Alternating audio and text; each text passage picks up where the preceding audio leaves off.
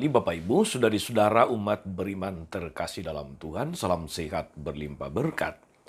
Hari Selasa tanggal 22 Agustus 2023, saya Romagus CSSR mengajak saudari-saudara merenungkan kutipan Injil Matius bab 19 ayat 23 sampai 30. Kita mendengarkan sabda Tuhan terlebih dahulu dalam nama Bapa dan Putra dan Roh Kudus. Amin. Yesus bersabda kepada murid-muridnya, "Aku berkata kepadamu sesungguhnya, sukar sekali bagi orang kaya untuk masuk ke dalam kerajaan sorga. Sekali lagi aku berkata kepadamu, lebih mudah seekor onta masuk melalui lubang jarum daripada seorang kaya masuk ke dalam kerajaan surga." Mendengar itu gemparlah para murid dan berkata, "Jika demikian, siapa yang dapat diselamatkan?" Yesus memandang mereka dan berkata, "Bagi manusia, hal ini tidak mungkin, tetapi bagi Allah segala sesuatu mungkin." Lalu Petrus berkata kepada Yesus, "Kami ini telah meninggalkan segala sesuatu dan mengikuti Engkau. Jadi apakah yang akan kami peroleh?" Kata Yesus kepada mereka, "Aku berkata kepadamu sungguh, pada waktu penciptaan kembali, apabila anak manusia bersemayam di tahta kemuliaannya, kalian yang telah mengikuti aku akan duduk juga di atas 12 tahta untuk menghakimi ke-12 suku Israel. Dan setiap orang yang demi namaku meninggalkan rumahnya, saudaranya laki-laki, atau saudaranya perempuan, bapak atau ibunya, anak-anak atau ladangnya, akan menerima kembali 100 kali lipat dan akan memperoleh hidup yang kekal. Tetapi banyak orang yang terdahulu akan menjadi yang terakhir, dan yang terakhir akan menjadi yang terdahulu." Demikianlah sabda Tuhan. Bapak Ibu saudari-saudara umat beriman terkasih dalam Tuhan,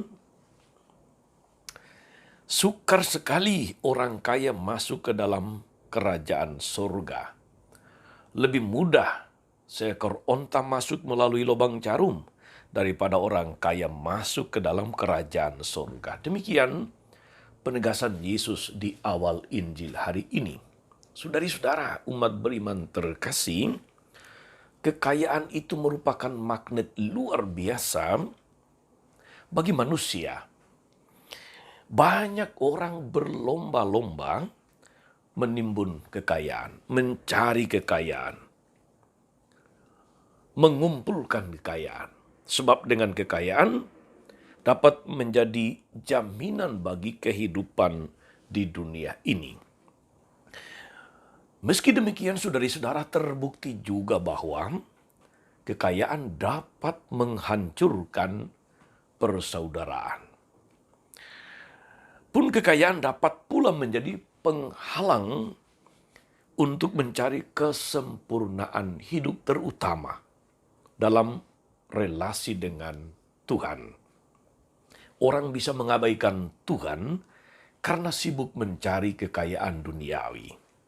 Orang juga bisa merasakan kegelisahan, kecemasan, kekhawatiran, itu juga karena kekayaan. Jadi saudari-saudara, miskin ya pusing, kaya pusing juga. Tidak punya uang pusing, tapi punya uang pusing juga. Sehingga seringkali justru orang berusaha untuk mencari keseimbangan antara kaya di dunia tapi juga selamat di akhirat. Jangan sampai sudah miskin di dunia, di akhirat tidak masuk surga juga. Atau sebaliknya, kaya di dunia, hidup terjamin di dunia, tapi masuk surga juga tidak. Kalau demikian saudara-saudari, kita bisa mengerti jika kekayaan itu bisa juga menjadi ilah bagi Allah atau saingan dari Allah sendiri. Ketika Yesus menyatakan bahwa sukar sekali bagi orang kaya untuk masuk kerajaan surga, sesungguhnya Yesus tidak mempermasalahkan kekayaan itu sendiri.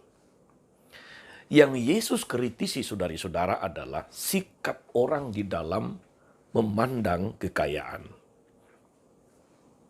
Jika tidak berhati-hati, kekayaan bisa menjadi segala-galanya bagi seseorang, lalu menjadi susah, menjadi gelisah, menjadi tidak tenang ketika Yesus mengatakan sukar sekali orang kaya masuk surga.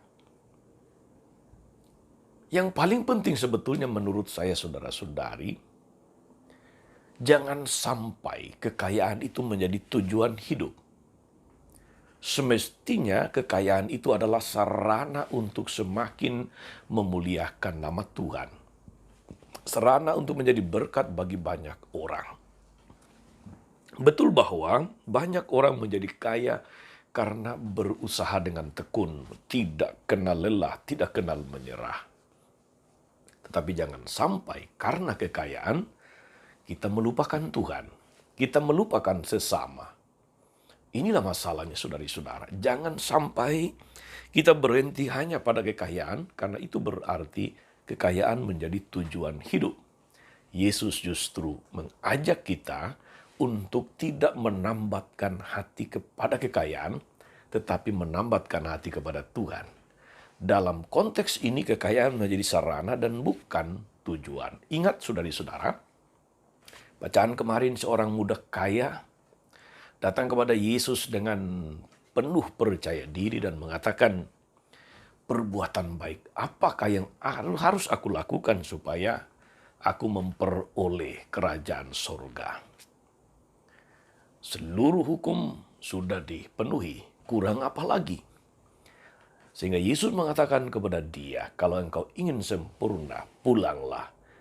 Jualah segala harta milikmu, ikutilah aku.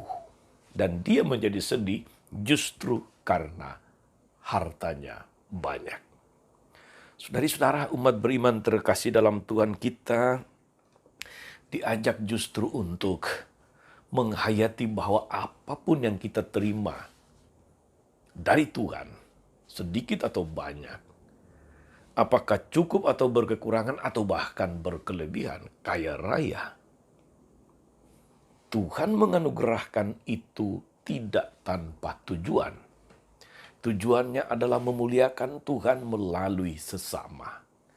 Maka jadikanlah Tuhan sebagai tujuan dan bukan sebagai sekedar, katakanlah itu sebagai sarana hanya untuk menenangkan diri. Tuhan adalah tujuan, kekayaan adalah sarana untuk memuji dan memuliakan Tuhan. Jangan sampai terbalik. Tuhan Yesus memberkati. Amin. Tuhan Yesus Kristus, kami bersyukur kepadamu untuk segala berkat-Mu yang Engkau titipkan, Kau anugerahkan kepada kami.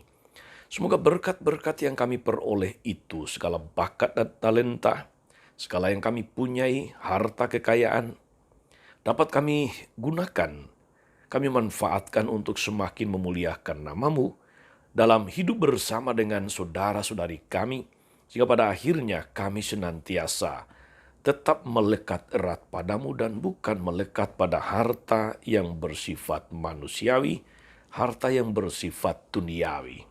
Semoga kami tidak memiliki kelekatan sehingga pada saatnya nanti kami boleh terus bersamamu berbahagia dalam kerajaan surga. Terpujilah nama-Mu Tuhan sepanjang segala masa. Amin. Saudari-saudara sekalian, berkat Allah turun atas saudari-saudara, atas mereka yang kita doakan atau kita janjikan doa, mereka yang sakit dan menderita. Segala rencana, karya dan pelayanan hari ini, Bapa dan Putra dan Roh Kudus. Amin. Tetap sehat dan teruslah menjadi berkat. Jangan lupa like, subscribe, nyalakan lonceng notifikasinya. Salam 52, Tuhan memberkati.